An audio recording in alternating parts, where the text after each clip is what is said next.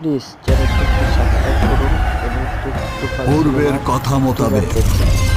এখন থেকে পুরো দেশকে তুফানের হাতে তুলিয়া দেব। সে যা চাইবে পাইবে, যা করিতে চাইবে করিবে।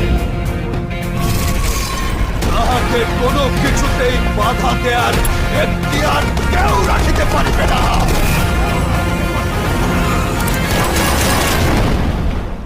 আর এর ব্যত্যয় ঘটিলে